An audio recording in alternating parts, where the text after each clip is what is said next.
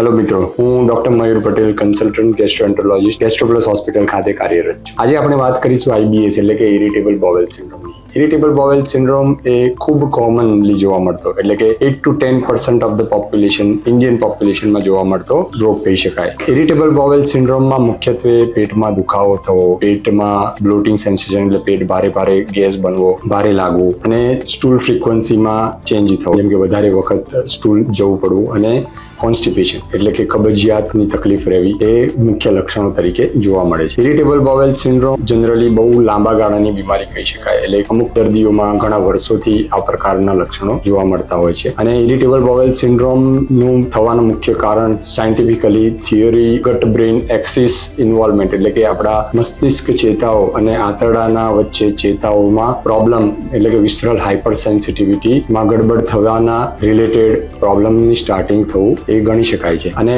એમાં lifestyle modification, dietary modification અને અમુક મેડિકેશનથી ઘણા ખરા દર્દીઓને મહદ અંશે આરામ મળે છે, જેથી કરીને ઇરિટેબલ બોવેલ સિન્ડ્રોમમાં આ પ્રકારના લક્ષણ જણાવતા દર્દીઓને તેમના ગેસ્ટ્રોએન્ટરોલોજીસ્ટનો સંપર્ક સાધવો અને એની પ્રોપર ટ્રીટમેન્ટ થવી ખૂબ જરૂરી છે.